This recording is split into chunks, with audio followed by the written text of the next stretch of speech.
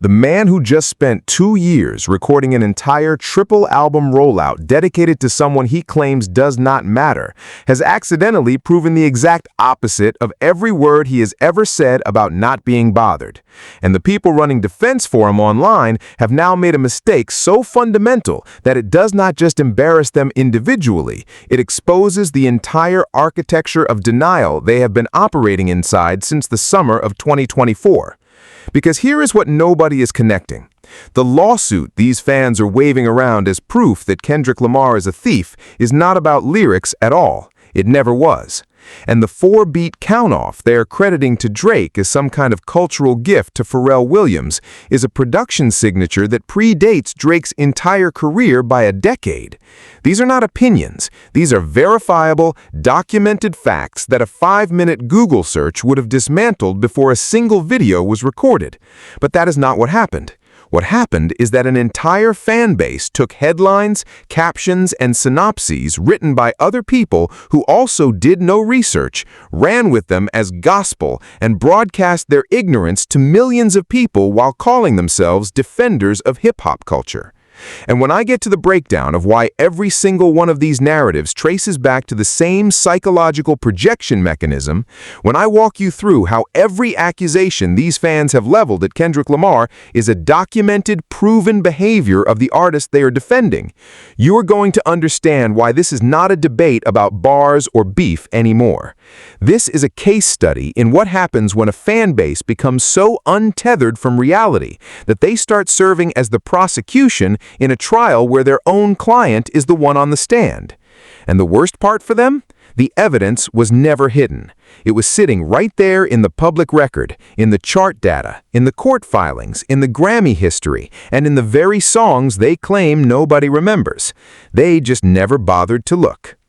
Drop your thoughts in the comments, hit like, and subscribe. Let's get into it. Now, before we go anywhere, I need everybody to understand the full scope of what we are dealing with here, because this is not just about a few bad takes on Twitter or some random compilation videos floating around social media. What we are watching is a coordinated, sustained, multi-month narrative campaign being waged by a fan base that has collectively decided that the way to rehabilitate their favorite artist's reputation after the most public and most decisive defeat in hip-hop history is not to address what actually happened, but to manufacture an alternate reality where the person who beat him is somehow worse than the person who lost.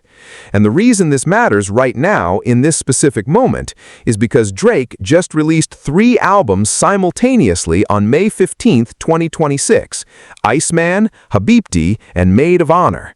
And across those 3 projects, he references Kendrick Lamar, Kendrick's diss tracks, and the entire beef narrative more times than any artist has ever referenced someone they claim not to care about in the history of recorded music. This is not a subliminal here and there. This is a man who built an entire triple album rollout around someone he wants you to believe is irrelevant.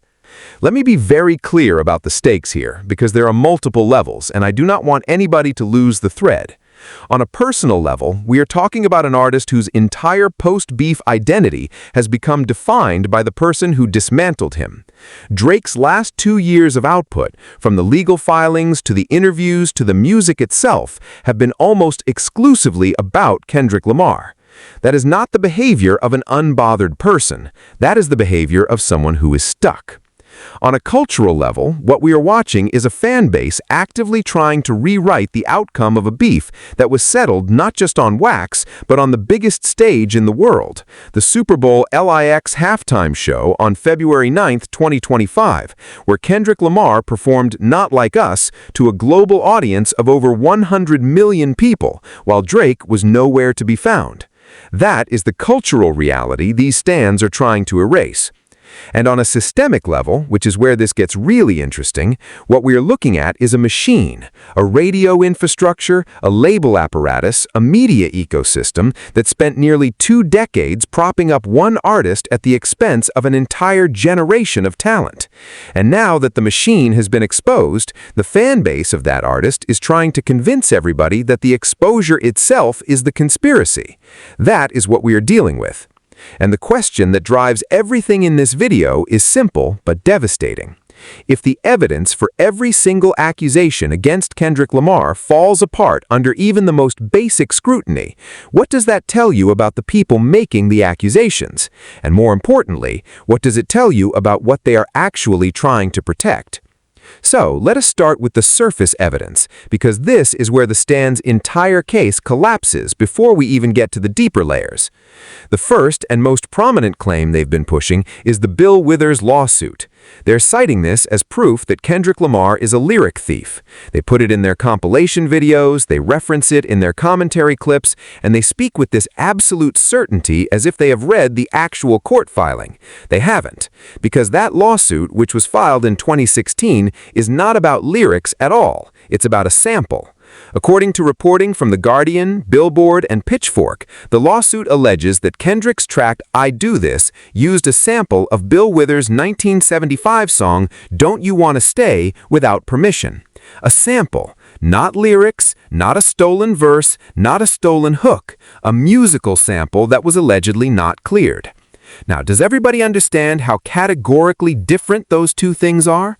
Because one is an allegation about lyrical theft, someone sitting down and copying someone else's words. The other is a production and clearance issue that happens to literally every major artist in the music industry. You know who else has been hit with sample clearance lawsuits? Drake, multiple times. Everybody has. It's the nature of the business. But these stands took a headline that said Kendrick Lamar sued over Bill Withers' sample and either through willful ignorance or staggering illiteracy reframed it as Kendrick Lamar steals lyrics and put it in a video. And the saddest part is that if they had just read the article instead of the title, they would have known this before they hit record. But they didn't read the article. They never read the article. They never read anything. They consume captions and synopses from other people who also never read anything. And then they get on camera and speak with the confidence of someone who has done the research. It's genuinely breathtaking. The second piece of surface evidence is the claim that Kendrick Lamar is stealing bars when he is actually paying homage. And this is where the hypocrisy becomes almost too absurd to process. The stands brought up a clip where Kendrick interpolates lines from Kanye West, specifically the I do this for my pattern, and they presented this as theft. Except here's the thing they do not know and would know if they had done even a cursory search. That line originates from C Murder's song Down From My Niggas from the year 2000, featuring Snoop Dogg and Magic. Kanye West interpolated that same C Murder line on Blood on the Leaves in 2013, and Kendrick Lamar interpolated it in his own work. This is not theft. This is a hip-hop tradition that has existed for over 4 decades. Jay-Z has interpolated Biggie lines throughout his entire career. Kanye has done it. Drake has done it. Every single major rapper has taken a bar here and there as a nod to someone they respect. That is what homage looks like. And here is the part that really kills me. When one of these stands tried to prove Kendrick copied Kanye, another user in the comments immediately debunked it by pointing out that Kendrick's Tammy song came out in 2011 and Kanye's Blood on the Leaves came out in 2013. Kendrick's track came first. The timeline they constructed to prove theft actually proves that if anyone was borrowing from anyone, the borrowing went the other direction. These people are so desperate for ammunition that they are manufacturing evidence that disproves their own argument. I mean, does everybody understand how crazy that actually is? They are building the case against themselves and presenting it as the case for their side. The third piece of surface evidence involves the leaked reference track for Kendrick's song Pride, which the stands seized on as proof that Kendrick does not write his own material. Except, once again, the facts tell a completely different story. The reference track in question was created by Anna Wise, who is a credited collaborator on the song alongside Steve Lacy. She is not a ghostwriter hiding in the shadows. She is a named, credited feature on the record. The reference track was a demo for the hook, which is standard practice in the industry. Collaborators create reference tracks for hooks and melodic sections all the time, and the people who create those references are credited and compensated. This is how collaboration works. This is not the same thing as a ghostwriter secretly penning your verses and you presenting them as your own. And the irony here is so thick you could choke on it, because the artist these stans defend has a documented history of leaked reference tracks from multiple writers, including Quentin Miller, Vori, and Party Next Door, where the reference tracks contain full verses that ended up on Drake's albums with no public writing credit at the time. Complex has an entire timeline documenting this. This is not speculation. This is public record. So when these stans try to frame a credited collaborator's hook reference as evidence of Kendrick stealing, they are once again projecting the exact behavior that has been documented about their own artist. It is a psychological pattern at this point. Every accusation is a confession.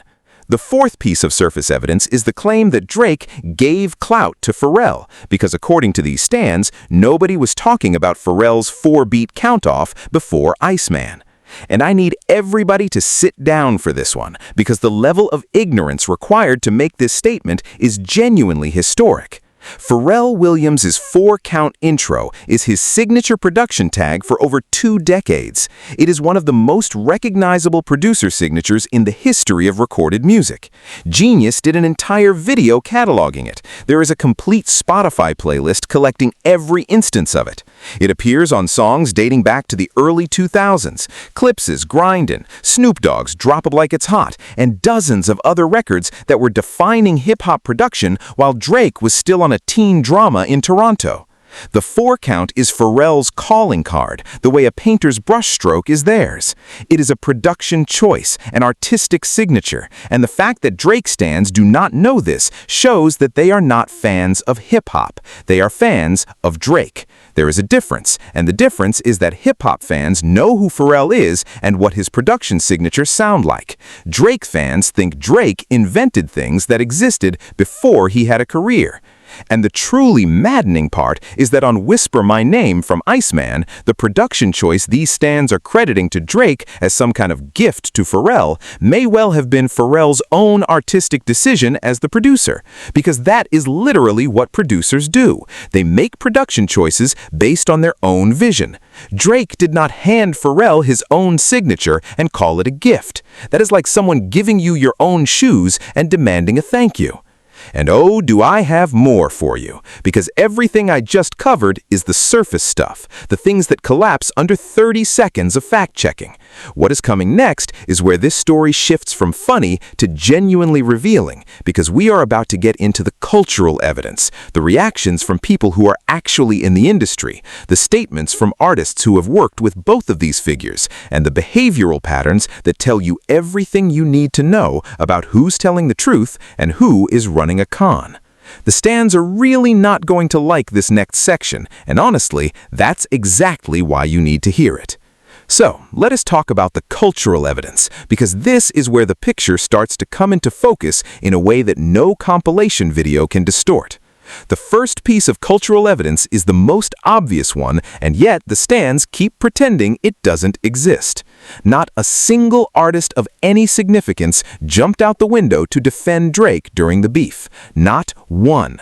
When Kendrick Lamar dropped Like That, when Euphoria came out, when Not Like Us took over the entire planet, the silence from Drake's peer group was deafening.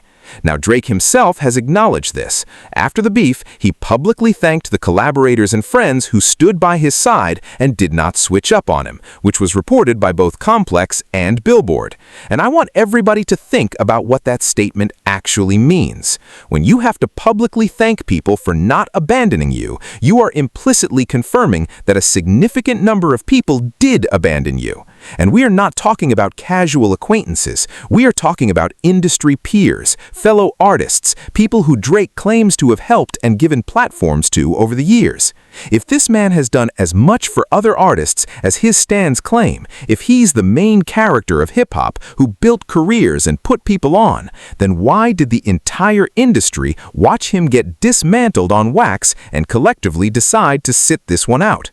The answer is not complicated. The people closest to the situation know things that the fan base does not, and what they know made them comfortable enough to stay silent while the guy they were supposed to ride for got dog-walked in front of the entire world.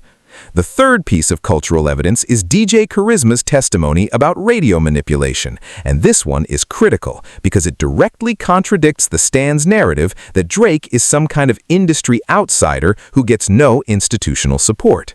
DJ Charisma, a legendary Power 106 radio host in Los Angeles, one of the most important hip-hop radio markets in the country, publicly stated in a podcast interview that she was required to play Drake records 5 to 6 times per hour for approximately 10 years. 5 to 6 times an hour for a decade. She described having Drake fatigue to the fullest, saying she wanted to play other artists, local LA artists, emerging talent, but was told that when a Drake record dropped, it had to be played immediately and on rotation. This is not a conspiracy theory. This is a radio professional with a decade of experience describing on record how the radio infrastructure was used to saturate the airwaves with one artist at the direct expense of everyone else. And this matters because the Stans are out here claiming that the industry is against Drake, that there is some coordinated conspiracy to destroy him, when the actual documented reality is that the industry spent 10 years force-feeding his music to listeners, whether they wanted it or not. You cannot be the golden goose of the radio apparatus and simultaneously claim to be the victim of that same apparatus. That is not how any of this works. The third piece of cultural evidence is Drake's own behavior on the Iceman album, and this is where the projection becomes undeniable. Across Iceman, Habibti, and Maid of Honor, Drake references Kendrick Lamar's diss tracks multiple times. On tracks like Make Them Pay, Make Them Remember, and Whisper My Name, he is directly flipping Kendrick's lyrics, referencing Kendrick's bars, and building entire songs around the vocabulary and themes of the diss tracks that were aimed at him. Now, one stan actually posted a compilation of these references with the caption, "Did you know Drake flipped most of Kendrick's diss tracks throughout Iceman?" As if this was some kind of flex. And I need everybody to understand why this is actually the opposite of a flex. You cannot spend 2 years saying that nobody remembers Kendrick's lyrics, that Kendrick's music has no staying power, that Kendrick is irrelevant, and then build your entire comeback album around those same lyrics. That is not a victory lap. That is an obsession. If Kendrick's words did not matter, you would not be spending your studio time reverse engineering them. And the stans in the comments tried to spin this as Drake being a straight killer with his music, but as multiple listeners pointed out in the same comment sections, these rebuttals took 2 years and still sound defeated. One comment that really stood out said, "You gave Kendrick 3 days before counting down. This Drake gets 2 years." And that is the cultural reality. The beef was won in months. The coping has taken years. The fourth piece of cultural evidence, and the one that I think really crystallizes the entire dynamic, is the Super Bowl LIXV halftime show. On February 9th, 2025, Kendrick Lamar headlined the Super Bowl halftime show, the single biggest performance platform in global entertainment, and performed Not Like Us in front of an audience that exceeded 100 million viewers. He performed the diss track on the Super Bowl stage with Serena Williams, a woman Drake had publicly expressed interest in, dancing on stage beside him. The cultural symbolism was so overwhelming that it became the most discussed halftime show in years. Now, the stans tried to frame the Super Bowl as evidence of an industry conspiracy. They said Kendrick was given the Super Bowl as part of a campaign to destroy Drake. But let me ask something. When the most critically acclaimed rapper of his generation, the artist with the most Grammy Awards in hip-hop history, the first and only Pulitzer Prize winner in rap, the artist whose diss track spent 53 weeks on the Billboard Hot 100, the longest charting rap song in the history of the chart, when that artist gets the Super Bowl, is that a conspiracy, or is that simply giving the stage to the person who earned it? Because the alternative interpretation is that the NFL and Apple Music should have given the halftime show to the guy who lost the beef and whose response took 2 years to materialize. Does that sound like a rational booking decision to anybody? Now, I want to pause here because I know some Drake stans are going to hear that and say, well, the Super Bowl was political, it was biased, it was part of the machine. And I will acknowledge that the Super Bowl selection process involves many factors beyond pure artistic merit. Commercial relevance, cultural moment, label relations, all of that plays a role. But here is where that counter-argument collapses.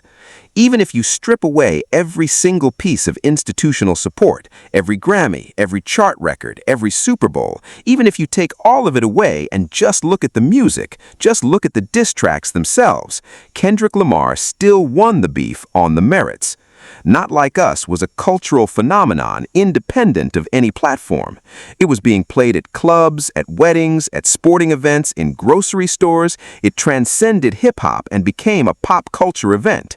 Drake's responses did not do that. Family Matters did not do that. The Heart Part 6 certainly did not do that. It was widely mocked as the moment Drake effectively surrendered.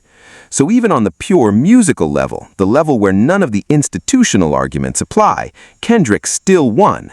And that is the thing the stans cannot accept, so they have to build these elaborate conspiracy theories about industry manipulation because the alternative, that their guy simply lost to a better rapper, is too painful to process.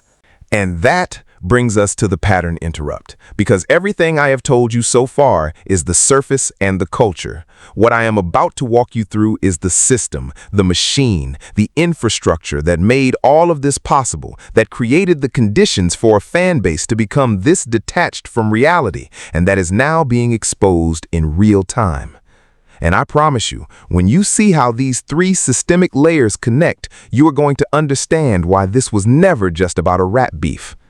The first systemic angle is the radio and streaming infrastructure, and this is where DJ Charisma's testimony becomes the Rosetta Stone for understanding how Drake's career was built. For approximately 10 years, according to a verified radio professional, Drake's music was played on a major hip-hop station 5 to 6 times per hour. Let me do the math for you. 5 to 6 times per hour across a 24-hour broadcast day is roughly 120 to 144 spins per day. Over a week, that is between 840 and over 1,000 radio plays.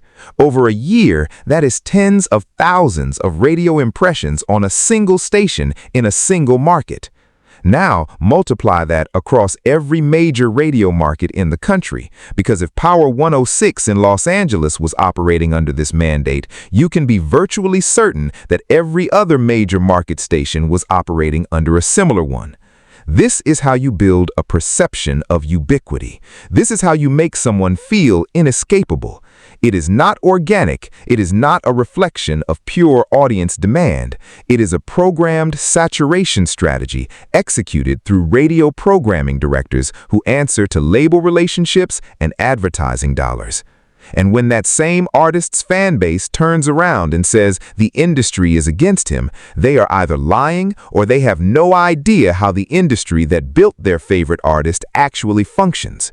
The infrastructure was never against Drake. The infrastructure was Drake's greatest asset for 2 decades. And now that the cultural tide has shifted, they are mistaking the removal of favoritism for persecution. The second systemic angle is the legal strategy, and this is where the Drake case becomes genuinely unprecedented in hip-hop history. In January of 2025, Drake filed a defamation lawsuit against Universal Music Group, his own label, accusing them of promoting and profiting from Not Like Us, which he claimed contained defamatory allegations. This was a sitting artist suing his own record label over a diss track. Let that sink in for a moment. In the entire history of hip-hop, beef has been settled on wax. It has been settled in the clubs. It has occasionally spilled into the streets, but Drake took it to federal court. And in October of 2025, a federal judge in New York dismissed the case entirely, as reported by Billboard, Reuters, NBC News, and ABC News. The lawsuit was thrown out. But the significance of this moment goes beyond the legal outcome. What Drake did by filing this lawsuit was attempt to weaponize the legal system against a rap battle loss. He tried to turn a creative and cultural defeat into a litigation matter, and in doing so, he provided a blueprint for what happens when an artist cannot win on the mic and decides to try to win in the courtroom instead. And the stands supported this. They cheered it on. They treated a federal lawsuit as a valid response to a diss track, which tells you everything you need to know about where their allegiance to hip-hop culture actually sits. Because hip-hop has always been about settling things on the mic. Always. That is the foundational rule of the genre. And the moment your guy breaks that rule and you celebrate it, you have told on yourself. You are not a fan of hip-hop. You are a fan of one man, and you are willing to discard the entire cultural framework of the genre to protect him. And this litigious behavior is not new, by the way. This is a pattern. According to Degrassi writer James Hurst, as reported by Today and People magazine, Drake allegedly threatened legal action against the producers of Degrassi: The Next Generation if his character was not taken out of a wheelchair because he felt the wheelchair storyline would hurt his burgeoning rap career. He was willing to sue his own television show to protect his image before his music career even took off. This is a man who has apparently always viewed the legal system as an extension of his personal brand management. And when you understand that pattern, the UMG lawsuit stops looking like a desperate response to a beef loss and starts looking like the consistent behavior of someone who has always reached for lawyers when he could not control the narrative through other means. The stands call Kendrick Lamar a con artist, but the guy filing frivolous federal lawsuits against his own label because he lost a rap battle, that is the actual con. That is the actual grift. Because the lawsuit was never going to win.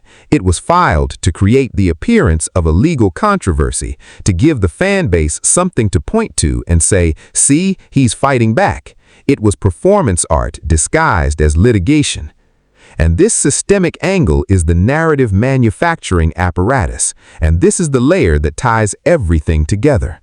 What we are watching with these Drake stands is not organic fan behavior. It is a decentralized propaganda operation. I don't mean that in a conspiratorial sense. I mean it in a structural sense. You have a group of content creators and social media accounts who consistently produce narratives that are factually wrong, that collapse under minimal scrutiny, and that always just happen to align with the interests of the artists they support. The Bill Withers sample issue reframed from a lyric theft accusation. The Pharrell 4 count reframed from a 2-decade-old production signature into a Drake gift. The C Murder interpolation reframed from a hip-hop tradition into Kendrick stealing from Kanye. The Anna Wise reference track reframed from a credited collaboration into a ghostwriting scandal. Every single one of these narratives follows the same pattern. Take a real event, strip it of its context, reframe it to support a predetermined conclusion, and broadcast it to an audience that will not verify it. This is not commentary. This is not analysis. This is manufacturing consent through deliberate misinformation. And the reason it works is because the audience for this content has self-selected for credulity. These are people who have already decided what they believe and are looking for content that confirms it. They are not seeking truth, they are seeking validation. And the content creators supplying that validation know exactly what they are doing. And here's what makes this truly systemic rather than just embarrassing. The same fan base that produces these fabricated narratives simultaneously dismisses every piece of verified, documented information that contradicts their position.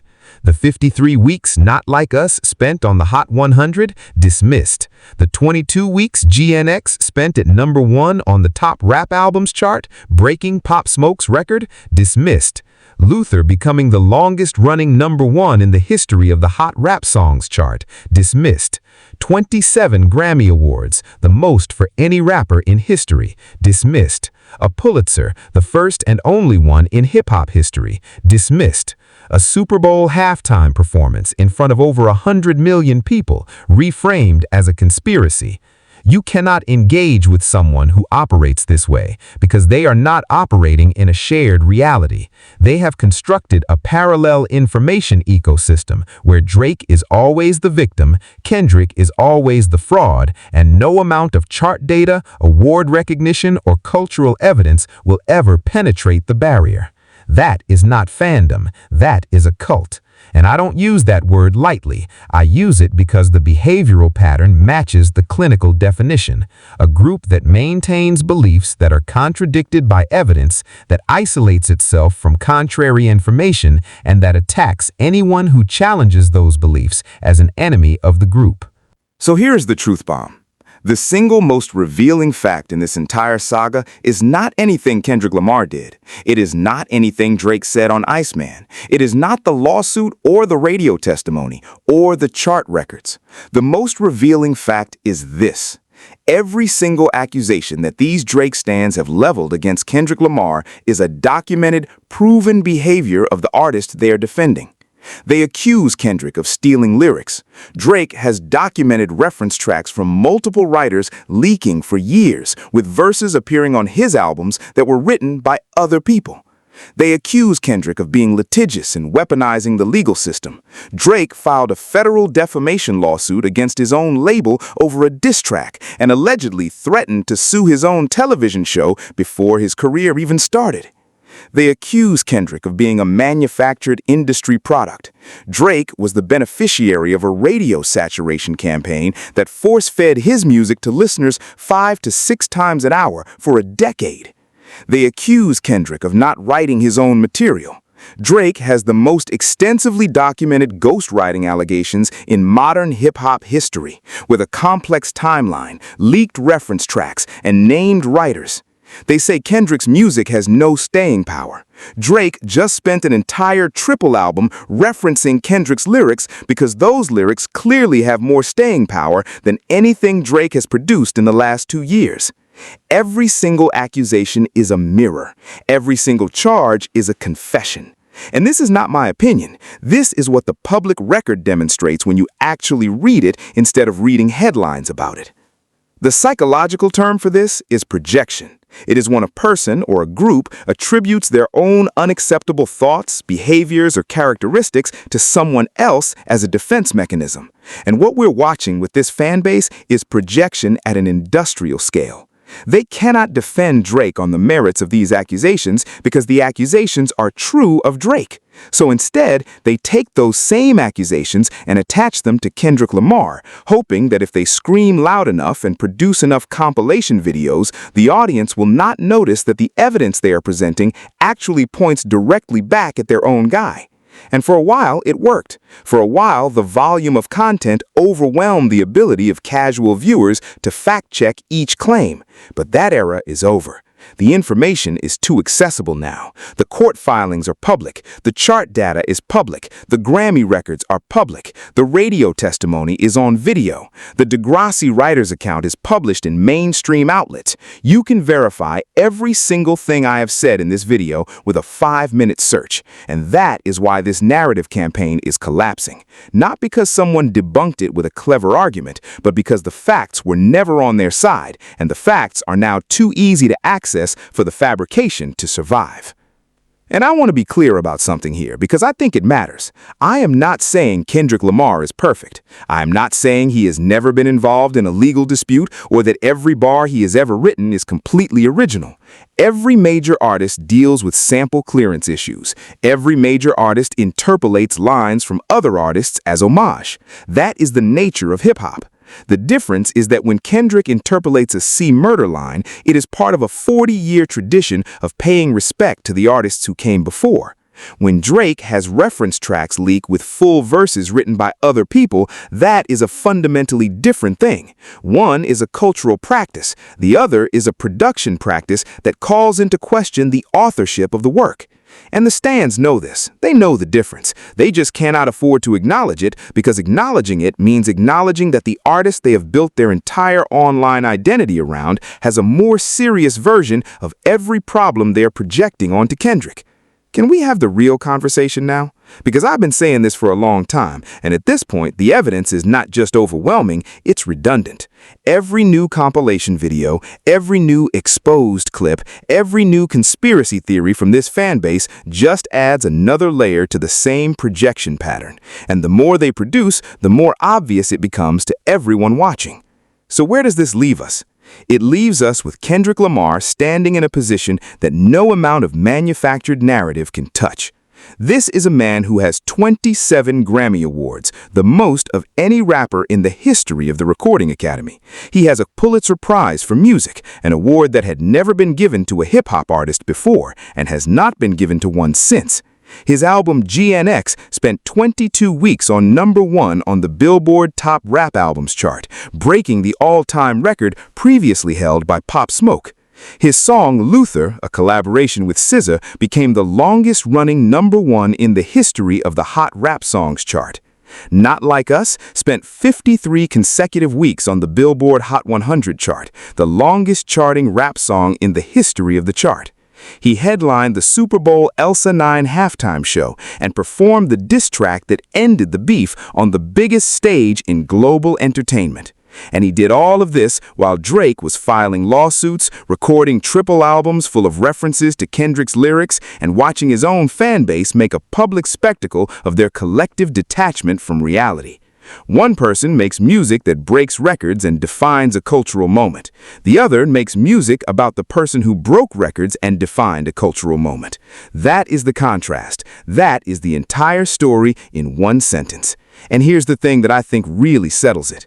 Kendrick Lamar did not need to respond to any of these compilation videos. He did not need to file a lawsuit. He did not need to drop a rebuttal track. He did not need to do a single thing because the work speaks for itself.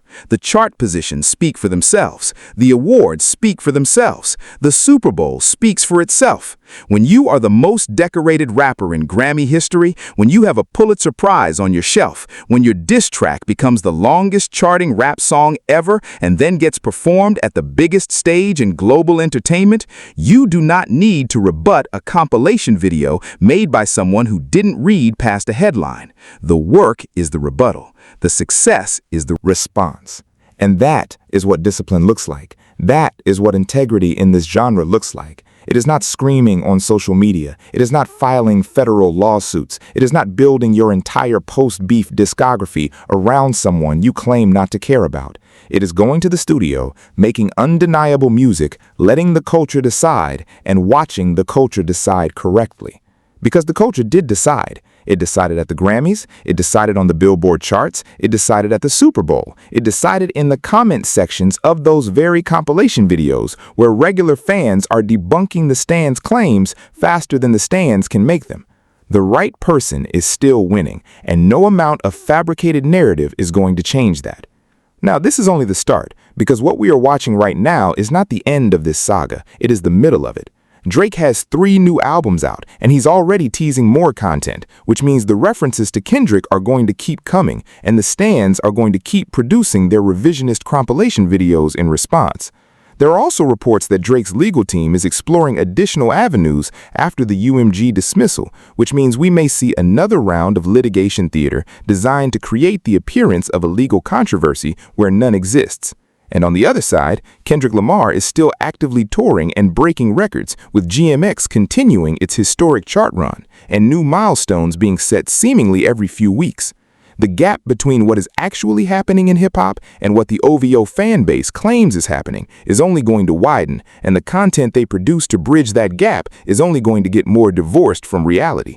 So if you want to be here for the next round of debunking, if you want to be the person in the comments who actually knows the facts before the compilation video drops, then you need to be subscribed right now, because I am going to be covering every single development in this saga as it unfolds. And trust me, the next video is going to be a big one, because there are already rumblings about a specific artist who has been quietly building a case against Drake that has nothing to do with lyrics or beef, and everything to do with a business deal that was signed years ago and is about to come back in a way that nobody is prepared for. When that story breaks, you are going to want to already be here. So hit subscribe, turn on notifications, and I will see you in the next one.